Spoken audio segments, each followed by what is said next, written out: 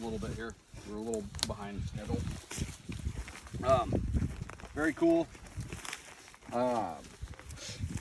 What's all in there? Crab stuff. Yeah.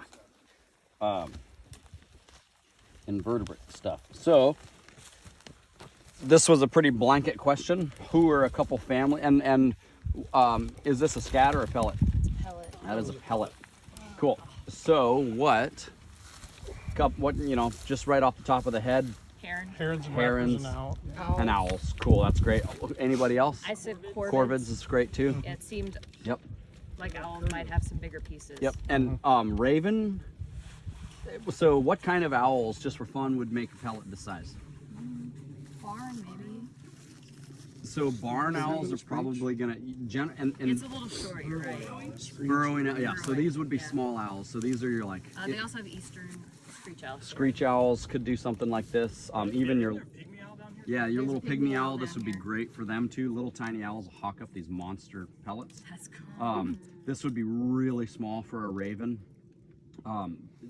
Crows can be a little bit larger than this, but not bad for a crow. Wait, it's small for ravens. Yes. And anyway, kind of cool. So, and what were some of the things just feature-wise that made you lean towards pellet? Just it's got all those little bits of shell in it that have been not digested. Little teeth. I didn't see any little teeth in there, but I thought I did. I wasn't allowed to pick it up. right, exactly. So what we have is this real concentration of all the non-digestibles, right? As opposed to it being wrapped into stuff, you just get this concentration of, a lot of times it can be shell pieces and whatever, especially for things eating crustaceans. So just when you said you wanted two, is that like if you get one, you're fine? Like how is that working? We just want, did everybody give two that fall within the realm of carnivorous pellet makers? What about curlew? Well, They are carnivorous. yeah, so, and they're eating stuff like this too, right? Yeah, I would say that.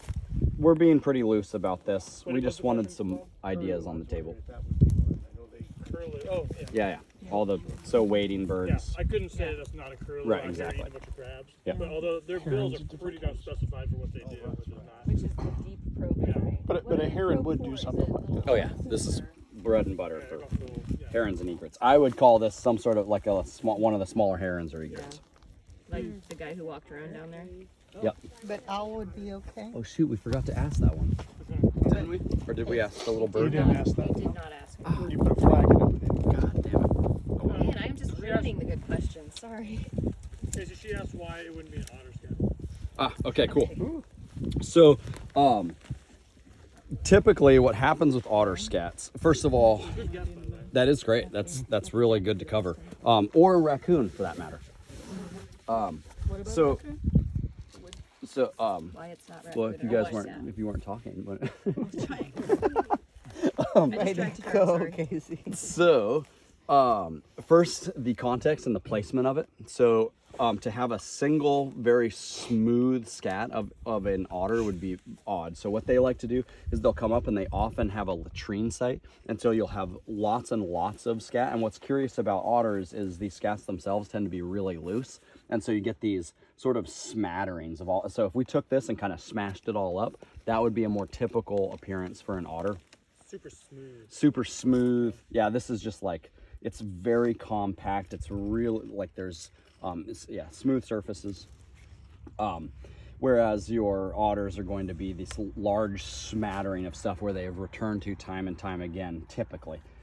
So it would be atypical to find a single piece of a scat and have it fall into raccoon or otter, as opposed to this single deposit of something like a bird. And I think with otters and spoons too, like you just get like this looser, more, you'll have little pieces kind of poking out. That's like burnished. It's just like that smooth single pellet rather than a big it's been formed. larger scat that has all kinds of things. I think that's the first. And then otters, of course, this wouldn't be a bad spot for otter if we were, and how many otters are down in this country?